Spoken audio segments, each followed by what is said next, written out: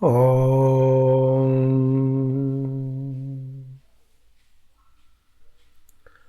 भद्रं नोऽपि वातयमनः।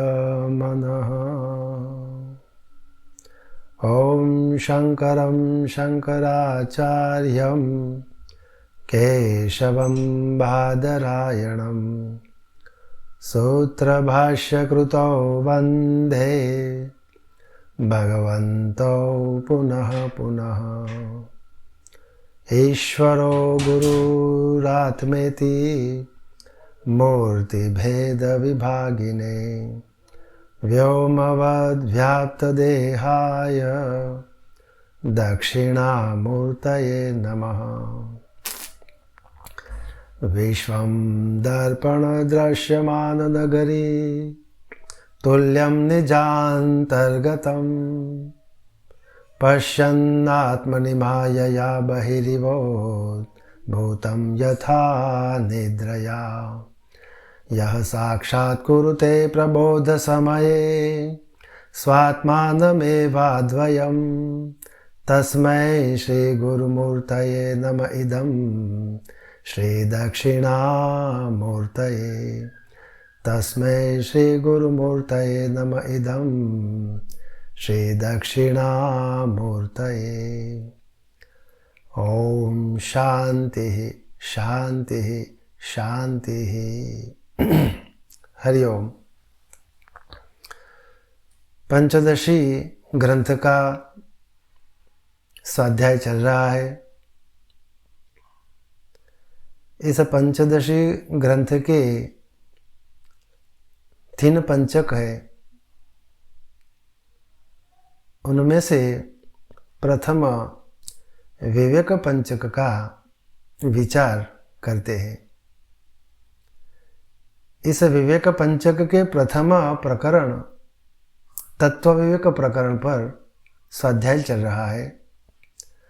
अब तक हमने 1 से लेकर 25 श्लोक तक विचार किया।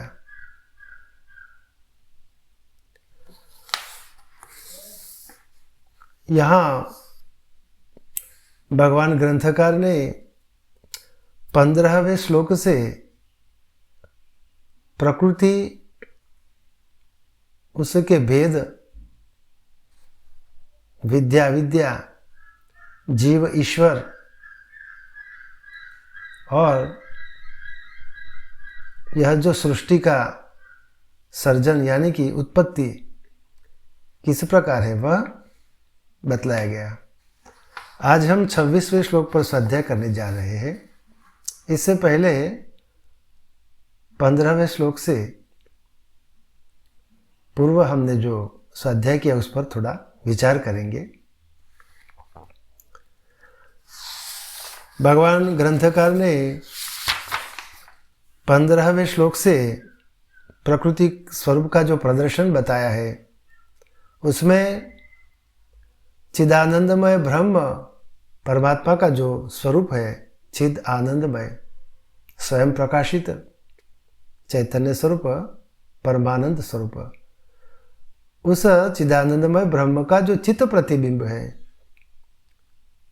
वह उस चित्त प्रतिबिंब से समन्वित प्रकृति है। तमोगुण, रजोगुण और सत्वगुण वाली प्रकृति उस चिदानंदमय ब्रह्म के चित्त प्रतिबिंब से समन्वित है।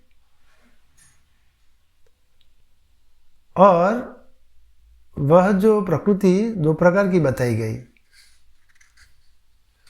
विद्या और अविद्या, अरे माया और अविद्या। माया विद्या प्रदिशनम यानी सत्व शुद्ध विशुद्धिभ्याम माया विद्या चते मते। शुद्ध सत्वगुण वाली जो प्रकृति है परमात्मा की उसे माया कहा है। और तमोगुण रजोगुण के अंश अल्प मात्रा में तमोगुण रजोगुण से जो मिश्रित सत्वगुण वाली प्रकृति है उसे मलिन सत्व प्रधान प्रकृति कहा गया, अविद्या कहा गया। माया और अविद्या ये प्रकृति के दो भाग हुए। अब यहाँ ईश्वर और जीव उसका निरूपण भगवान ग्रंथकार करते हैं। मायाबिंबो वशीकृत्यम ताम स्यात् सर्वज्ञ ईश्वर। यह जो परमात्मा का चिदानंदमय चिदानंदमय ब्रह्म का जो स्वरूप है, उनका जो चित्त प्रतिबिंब है वह माया में स्थित है। शुद्ध सत्वगुणी वाली जो प्रकृति है वह माया उसमें स्थित है और सर्वज्ञत्व इत्यादि लक्षणों वाले माया को अपने वश में करते हुए स्थित रहते हैं, उन्हें ईश्वर कहा है। और उस जो चिदानंदमय ब्रह्म का जो अन्य जो चिदाभास चित्त प्रतिबिंब अर्थात चिदाभास स्वरूप है, वह यह जो मलिन सत्व प्रधान जो प्रकृति है अविद्या, उससे वशीभूत हुए हैं। इन तीन गुणों वाली जो प्रकृति है अविद्या, उसमें वशीभूत हुआ ब्रह्म का जो अन्य जो स्वरूप है, वे तीन गुणों के न्यूनाधिकता के कारण वैचित्र्याद अनेकधा अनेक प्रकार से 84 लाख योनियों में जो विद्यमान जो जीव है, वे इस प्रकार अपने गुणों के कारण जो भिन्न भिन्न विलक्षित किए हुए हैं, वे तो अन्य ही है, वह जीव है। और जो वह अविद्या है, सा कारण शरीरम, अविद्या यानी वही सा अविद्या ही कारण शरीरम स्यात् प्राज्ञः तत्र अभिमानवान। और वह जो अविद्या है वही कारण शरीर है। उस कारण शरीर में ही यह जो जीवात्मा ने अभिमान किया वह प्राज्ञ नाम वाला हुआ। उस कारण शरीर में अभिमान करने वाले जीव को प्राज्ञ नाम वाले कहे गए हैं, प्राज्ञ नाम हुआ उसका। तो यह प्राज्ञ नाम वाला जीवात्मा हुआ, अनेक प्रकार के भेदों से युक्त। अनेक प्रकार के जीव तो एक ही है, यह जो कारण शरीर ही जीव है, तो कारण शरीर तो एक ही है। उस कारण शरीर से अपने तीन गुणों के भिन्न भिन्न प्रकार के तीन गुणों के न्यूनाधिकता के कारण 84 लाख योनियों वाले यह जीव उत्पन्न हुए। एक ही जीव से, एक ही कारण शरीर से, कारण शरीर ही जीव भाव है। प्रकृति के गुणों के भेद से वे विभिन्न विलक्षित किए गए। तद वैचित्र्याद अनेकदा।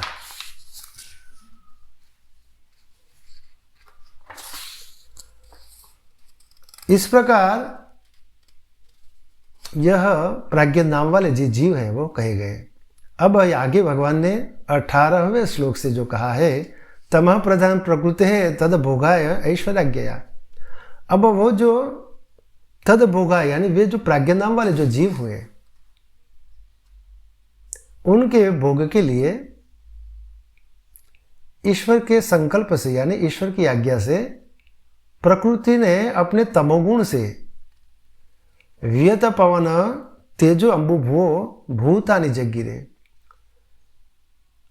क्रमशः आकाश वायु अग्नि जल और पृथ्वी इस प्रकार 5 महाभूत उत्पन्न किए।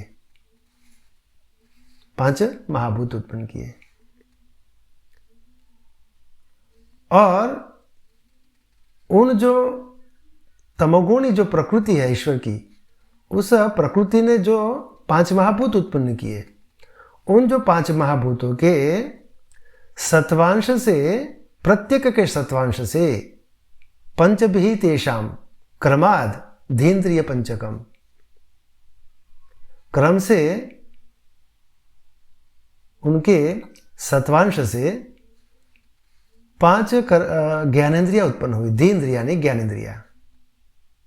श्रोत्र त्वक अक्षि रसन घ्राणाख्यम उपजायते। श्रोत्रेंद्रिय उत्पन्न हुई, त्वक इंद्रिय उत्पन्न हुई, चक्षुन्द्रिय उत्पन्न हुई, रसेंद्रिय उत्पन्न हुई और घ्राणेन्द्रिय उत्पन्न हुई। यह जो 5 ज्ञानेन्द्रियां उन पंचमहाभूतों के प्रत्येक के सत्वांश से उत्पन्न हुई और उन पंचमहाभूतों के समग्रतया सम्मिलित सत्वांश से अंतःकरण की उत्पत्ति हुई। अंतःकरण के वृत्ति भेद से 2 प्रकार का भाग किया। एक जो है विमर्शात्मक अंतःकरण, तहे अंतःकरण सर्वे वृत्ति भेदन तद्विधा मनोविमर्श रूपम स्याद बुद्धि ही स्याद निश्चयात्मिका। वह जो संशयात्मक वृत्ति हुई अंतःकरण में, उस संशयात्मक वृत्ति को मन कहा है और तत्पश्चात जो निश्चयात्मक वृत्ति रहती है उसे बुद्धि कहा। ग्रंथकार ने मन में ही चित्त का अंतर्भाव बताया और बुद्धि में ही अहंकार का अंतर्भाव बताया। तो इस प्रकार यह जो अंतःकरण चतुष्टय उन पंचमहाभूतों के सम्मिलित सत्वांश से ये अंतःकरण स्वरूप से उत्पन्न हुए। अब उन पंचमहाभूतों के प्रत्येक के रजौंश से आकाश, वायु, अग्नि, जल और पृथ्वी, ये जो भिन्न भिन्न पंचमहाभूत, उनके प्रत्येक के रजौंश से 5 कर्मेंद्रियां क्रमशः उत्पन्न हुई। वाक पाणी पाद पायुपस्थ अभिधानी जगिरे। रजौंश है पंचभिः तेषां क्रमात् कर्मेंद्रियाणि तु।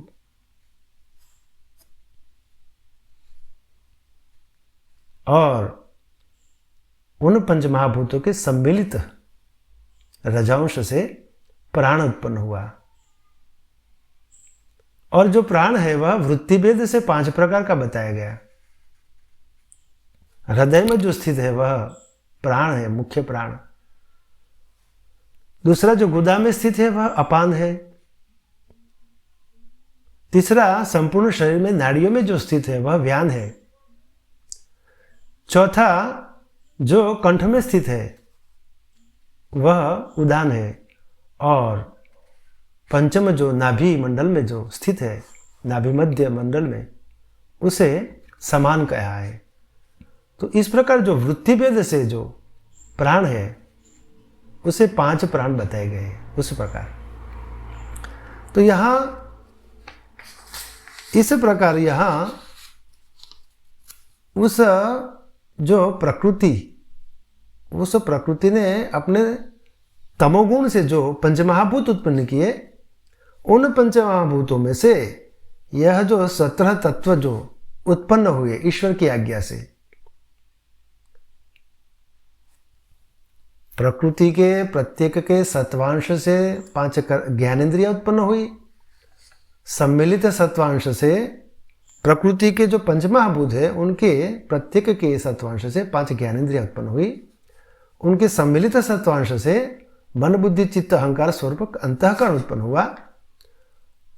मन बुद्धि चित्त अहंकार यानी मन और बुद्धि। और यहां चित्त और अहंकार का अंतर्भाव क्रम से मन और बुद्धि में किया गया है। और यह जो पंचमहाभूत के रजोगुण, प्रत्येक के रजोगुण के अंश से, रजौंश से यह 5 कर्मेंद्रियां उत्पन्न हुई और सम्मिलित रजौंश से प्राण उत्पन्न हुआ, जो वृत्ति भेद से 5 प्रकार का बताया गया। तो इस प्रकार उन जो पंचमहाभूत सूक्ष्म स्वरूप से जो विद्यमान है उनमें से यह 17 का समुच्चय हुआ और यही सूक्ष्म शरीर कहा गया। और जिसे वेदांत में लिंग शरीर कहते हैं। अब यहां पहले तो ईश्वर प्रकृति में जो सत्वगुणी प्रकृति है, सत्वगुण वाली प्रकृति में ईश्वर ने अपने चित्त प्रतिबिंब से उसको अपने वश में किया और सर्वज्ञत्व इत्यादि लक्षण वाले हुए, वे ईश्वर स्वरूप से कहे गए। और वही परब्रह्म परमात्मा जो परमात्मा का जो चिदानंदमय ब्रह्म है, उनका जो चिदाभास स्वरूप है, चित्त प्रतिबिंब है, वह जो तीन गुण वाली जो दूसरी जो अन्य जो अविद्या है, उसमें स्वयं को आवेशित किया, यानी स्वयं को उसमें अध्यासित किया, प्रकृति से वश हो गए। इस मलिन सत्व प्रधान प्रकृति अविद्या से वे वश हो गए और जीव भाव से प्राप्त हुए। तो यहां इस प्रकार यह कारण शरीर बना अविद्या, उस कारण शरीर में वह जीव भाव से स्वयं को अध्यासित किया।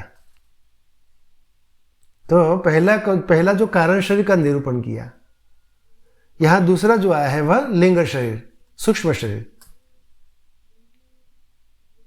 इस जो लिंग शरीर है, सूक्ष्म शरीर है, उस लिंग शरीर में सूक्ष्म शरीराभिमानी का जो निरूपण यहां भगवान ग्रंथकार ने 24वें श्लोक से किया गया है।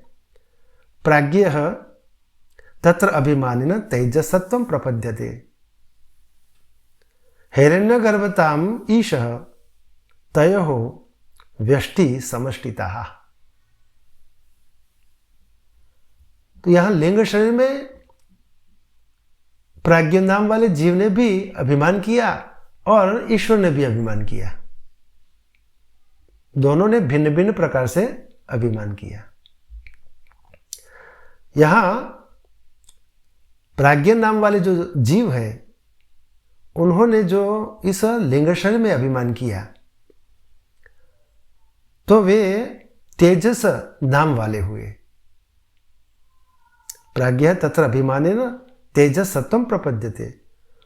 उस जो लिंग शरीर 17 का समूह जो है, समुच्चय बताया अभी, उसमें लिंग शरीर में प्राज्ञ नाम वाले जीव ने अभिमान किया, तो वे तेजस नाम को प्राप्त हुए, उन्हें तेजस कहा गया। भिन्न भिन्न 84 लाख योनियों वाले जो जीव हैं प्राज्ञ नाम वाले, उन्हें सूक्ष्म लिंग शरीर में अभिमान करते हुए उन्हें भिन्न भिन्न प्रकार से तेजस नाम वाले हुए। और ईश्वर की बात करें तो हिरण्यगर्भताम ईशः तयोः व्यष्टि समष्टिता। यहाँ और वही जो ईश्वर ने उस लिंग शरीर में अभिमान किया, तो वे हिरण्यगर्भ नाम वाले हुए। और यहाँ तयोः व्यष्टि समष्टिता। तो जिस प्रकार प्राज्ञ नाम वाले जीवों ने यह जो सूक्ष्म लिंग शरीर में अभिमान किया, तो वे तेजस नाम वाले हुए। वही तेजस जो है वे व्यष्टि भाव को प्राप्त हुए। तेजस नाम वाले जो जीव हैं सूक्ष्म शरीर में, लिंग शरीर में, वे व्यष्टि भाव को प्राप्त हुए। और वही उस जो लिंग शरीर में अभिमान करने वाले ईश्वर ने जो अपने को स्वयं को हिरण्यगर्भ नाम वाले हुए, स्वयं जो हिरण्यगर्भ नाम वाले हुए, वे समष्टि भाव को प्राप्त हुए। एक ही समष्टि भाव। इस प्रकार यहां व्यष्टि भाव और समष्टि भाव क्रम से तेजस और हिरण्यगर्भ को कहा गया। अब भगवान ग्रंथकार ने 25वें श्लोक से जो कहा है, तेजस हिरण्यगर्भयोः व्यष्टि समष्ट्यभिमानत्वे उपपत्ति दर्शनम। तो यहां उपपत्ति दर्शन बताया है। तेजस और हिरण्यगर्भ दो नाम वाले, एक ईश्वर का हिरण्यगर्भ स्वरूप हुआ, दूसरा जीवात्मा का प्राज्ञ नाम वाले जो जीव है उसका तेजस नाम हुआ। तो तेजस और हिरण्यगर्भ व्यष्टि भाव को क्रम से व्यष्टि और समष्टि भाव को प्राप्त हुए। किस प्रकार से प्राप्त हुए? उसकी जो उपपत्ति है वह बताते हैं।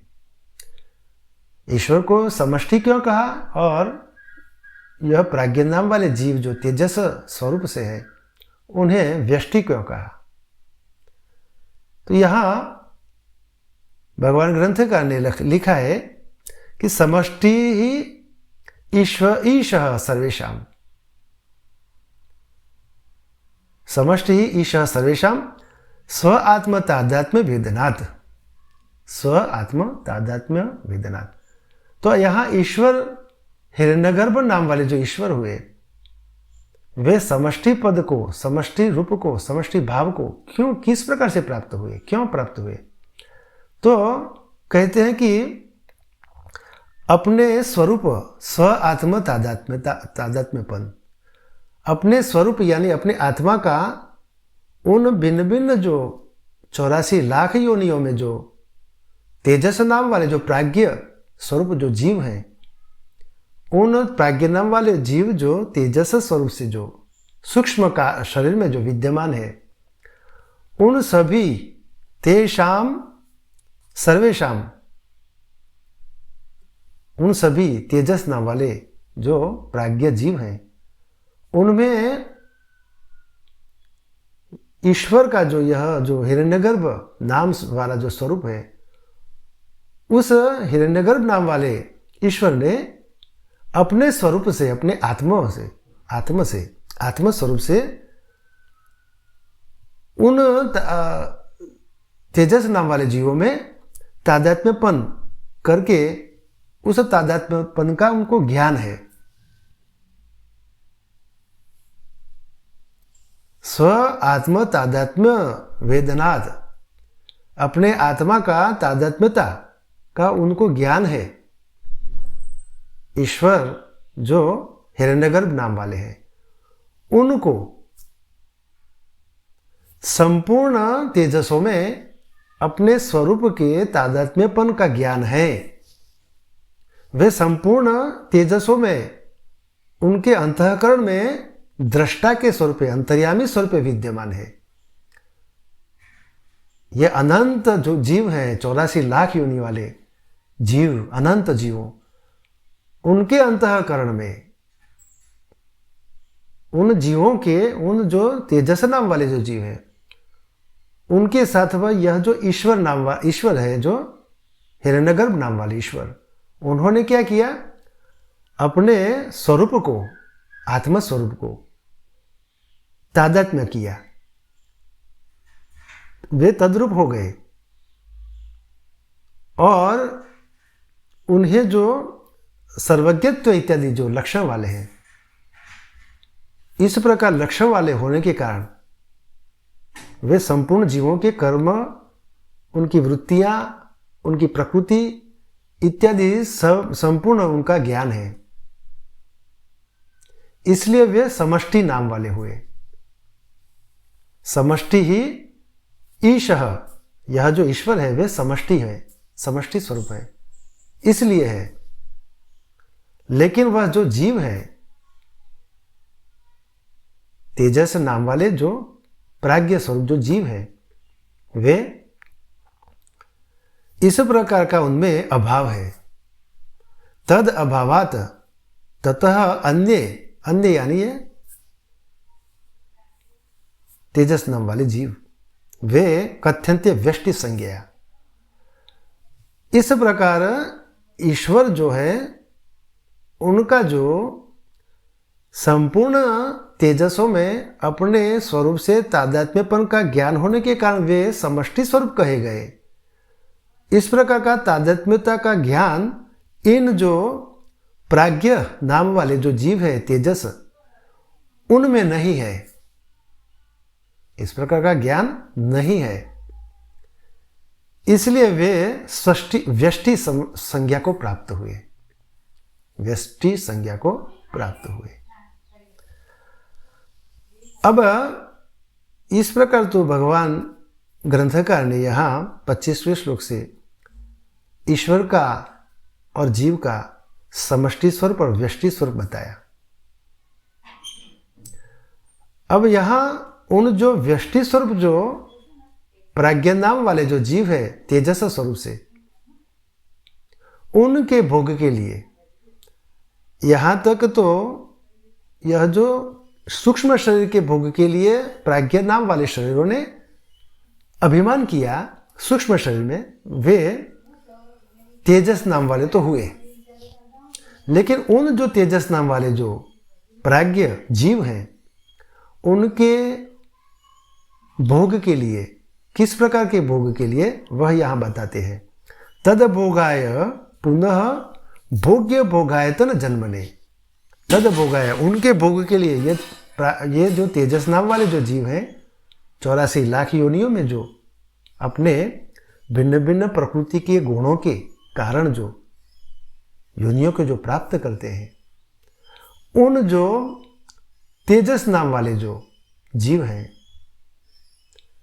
उनके भोग के लिए तद भोगाय पुनः, फिर से भगवान ने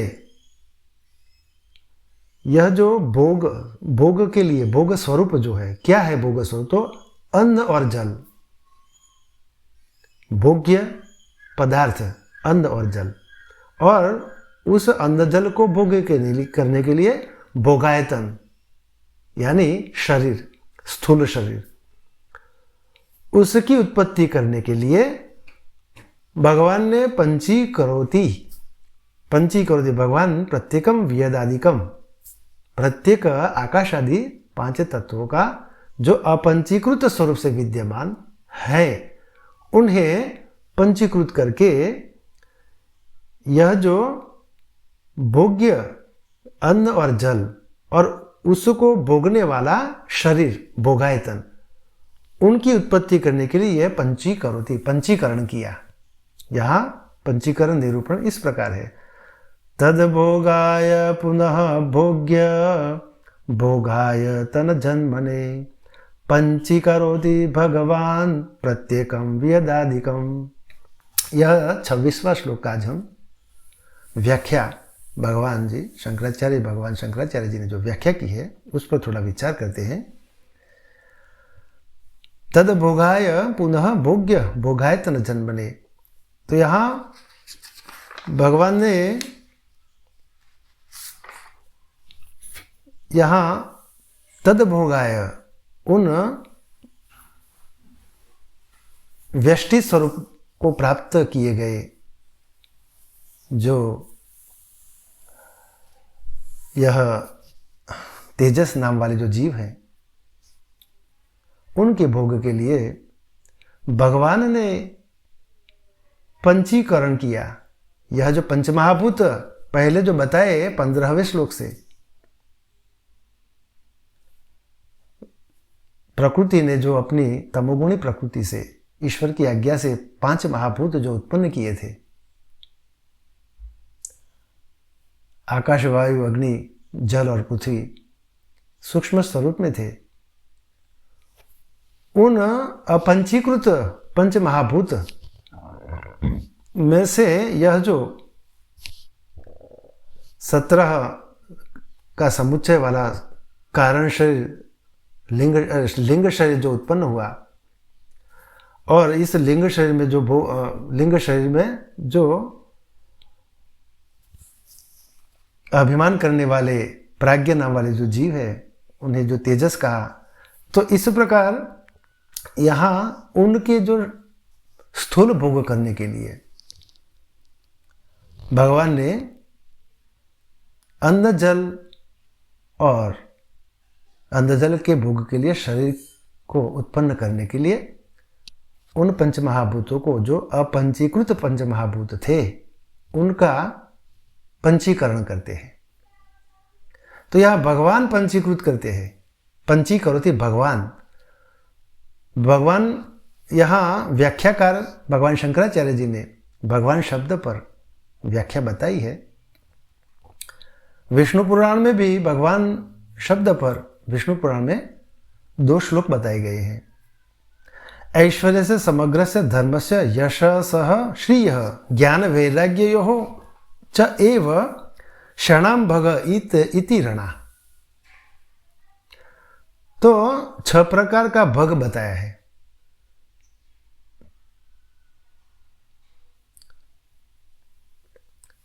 संपूर्ण ऐश्वर्य, यहां संपूर्ण ऐश्वर्य किसे कहते हैं? तो जो 6 प्रकार की सिद्धि बताई है, संपूर्ण ऐश्वर्य 6 प्रकार नहीं, 8 प्रकार की, 8 प्रकार की जो सिद्धियां बताई है ऐश्वर्य स्वरूप, उन्हें संपूर्ण ऐश्वर्य कहा है। सिद्धियां अणिमा, महिमा, गरिमा, लधिमा, प्राप्ति, प्राकम्य, ईशित्व और वशित्व इत्यादि जो 8 सिद्धियां हैं, वे संपूर्ण ऐश्वर्य कहा है। तो यहाँ ऐश्वर्यस्य यानी यह जो 8 प्रकार की सिद्धियां हैं उन्हें ऐश्वर्य कहा। तो ये 8 प्रकार की संपूर्ण सिद्धियां ऐश्वर्य स्वरूप है। तो यह संपूर्ण ऐश्वर्य समग्रस्य धर्मस्य, संपूर्ण धर्म और यश, संपूर्ण ऐश्वर्य, धर्म, यश, श्री, ज्ञान और वैराग्य, ये 6 भग हुए। इन 6 भग वाला जो है उन्हें भगवान कहा है। विष्णु पुराण में इस प्रकार कहा है। और आगे दूसरा जो एक श्लोक है उसमें कहते हैं उत्पत्तिम प्रलयम चैव भूतानाम आगतिम गतिम वेत्ति विद्याम अविद्यां च स वाच्यो भगवान इति। भगवान किसे कहते हैं? जो उत्पत्ति, प्रलय, जीवों का आवागमन, विद्या और अविद्या को जानते हैं। ये 5 प्रकार के जो बताए उनको जो जानते हैं। उत्पत्ति, यह जो संपूर्ण चराचरात्मक जो जगत है उसकी उत्पत्ति किस प्रकार से होती है उसको जानते हैं। और उसका प्रलय भी किस प्रकार से होता है उसको भी जानते हैं। और यह जो चराचरात्मक जगत में जो जीव है 84 लाख योनियां, इन योनियों में भिन्न भिन्न प्रकार के जो जीव हैं उनका कर्म, उनकी वृत्तियां,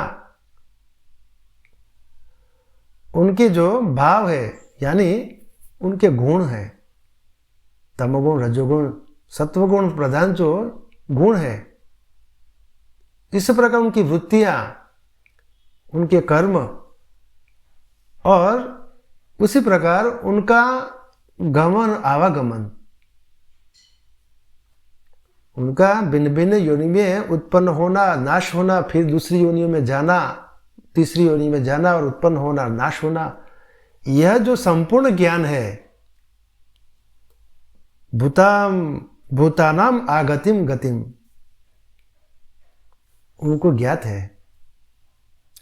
और जो विद्या को जानते हैं और अविद्या को भी जानते हैं। विद्या क्या है और अविद्या क्या है? विद्या किसे कहते हैं? जो मुक्ति दे, इस संसार सागर से जो मुक्ति दिलाए उसे विद्या कहते हैं। जो ब्रह्म प्राप्ति कराए उसे विद्या कहते हैं। जो अज्ञान का नाश करते हैं वह विद्या कहते हैं। और जो स्वर्ग आदि लोक प्राप्ति करा के पुनः पुनः आवागमन का कारण बनती है उसे अविद्या कहते हैं।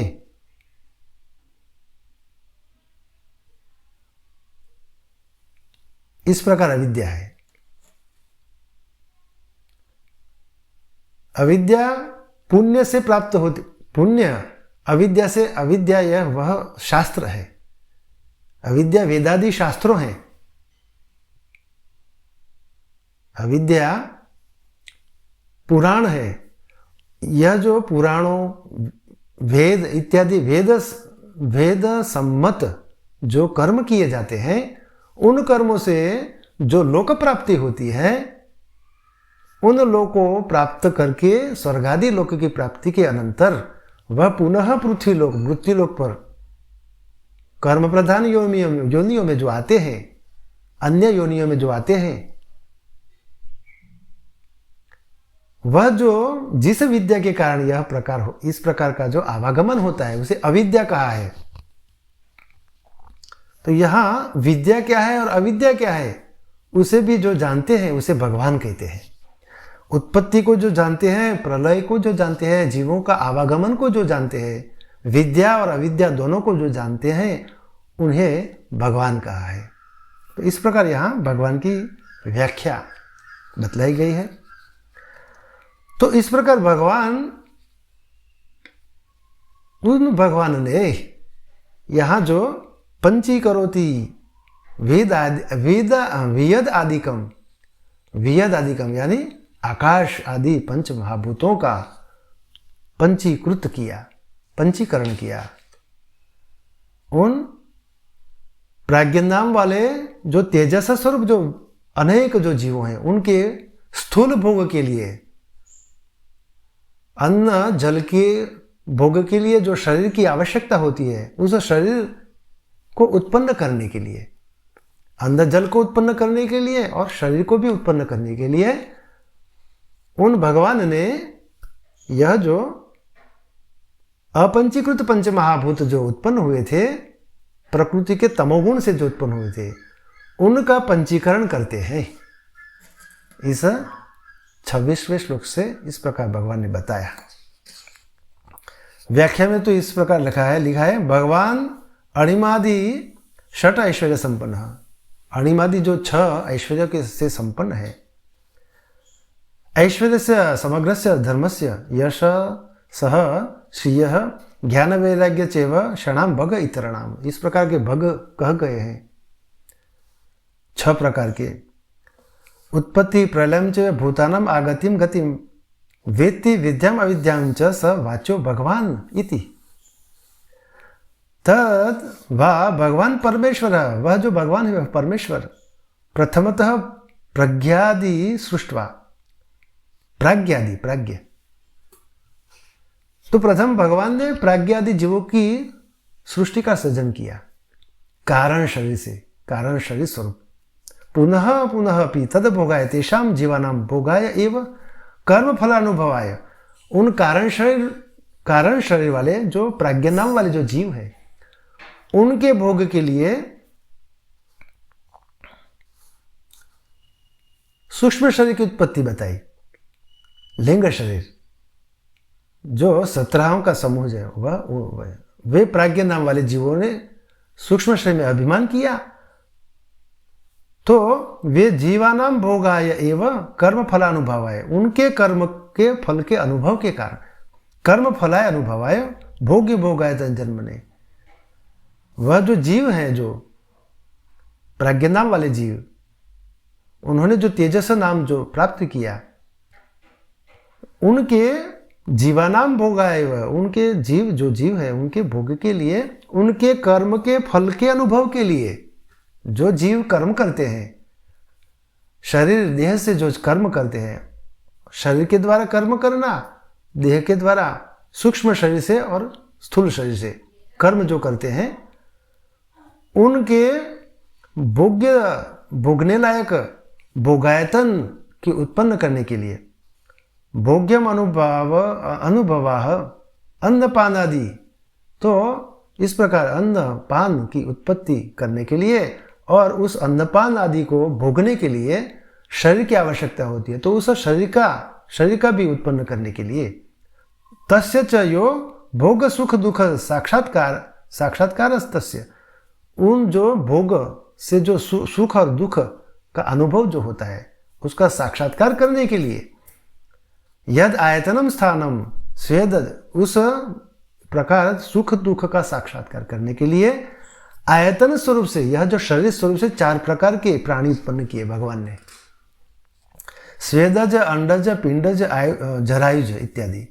स्वेदज अंडज पिंडज और जरायुज, इस प्रकार के 4 प्रकार के प्राणी समूह को उत्पन्न किया।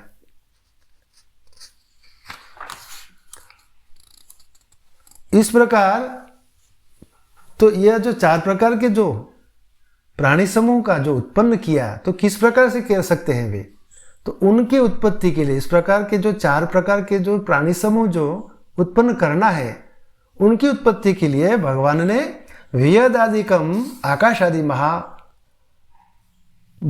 पंचक प्रत्येकम एक एकम अपि पंचीकरोति पंचात्मकम अपंचात्मकम, जो अपंचक स्वरूप थे, जो अपंचीकृत किए हुए थे सूक्ष्म स्वरूप से, उन्हें भगवान ने इस प्रकार 4 प्रकार के प्राणियों के सर्जन के लिए करने के लिए 4 प्रकार के प्राणी समूहों के सर्जन करने के लिए भगवान ने उन जो 5 जो पंच महाभूत थे अपंचीकृत किए हुए, उनका पंचीकृत करते हैं। पंचीकरोति अपंचात्मकम पंचात्मकत्वेन भासमानम करोति। तो यहाँ सूक्ष्म स्वरूप से जो नहीं थे, सूक्ष्म स्वरूप जो विद्यमान थे पंच महाभूत, उनको पंचीकृत करके उनको भाषित करते हैं। भाषित करने के लिए यह जो पंच महाभूत है, जो चराचरात्मक जो जगत जो अब दिखाई देता है, स्पर्श किया जाता है, जिसको चक्षु इंद्रिय से जो हम देख सकते हैं, स्पर्शेंद्रिय से स्पर्श कर सकते हैं, और रसेंद्रिय के द्वारा जिनका स्वाद ऐसा तो उसका अनुभव करते हैं, श्रोतेंद्रिय के द्वारा जो जिसे सुन सकते हैं आवाज को, शब्द को, और घ्राणेंद्रिय के द्वारा जो जिनका गंध ग्रहण किया जा सकता है, ये जो पंचीकृत किए हुए ये पंचमहाभूत है, जो पहले अपंचीकृत थे, सूक्ष्म स्वरूप से थे, सूक्ष्म स्वरूप में थे, उन सूक्ष्म स्वरूप में अपंचीकृत किए हुए थे वो जो पंचमहाभूत, उनको भगवान ने पंचीकृत किया। तभी तो यह सृष्टि चराचरात्मक जो सृष्टि जो अनुभव में आती है तभी होती है। तो इस प्रकार उन्होंने पहले उन पंचमहाभूतों का पंचीकरण किया। अब किस प्रकार से पंचीकरण करते हैं वह 27वें श्लोक से हम कल देखेंगे। आज का स्वाध्याय हम यहाँ पूर्ण करते हैं। हरि ओम। ओम पूर्णमदः पूर्णमिदं पूर्णात् पूर्णमुदच्यते पूर्णस्य पूर्णमादाय पूर्णमेवावशिष्यते। ओम शांतिः शांतिः शांतिः। ब्रह्मार्पणमस्तु।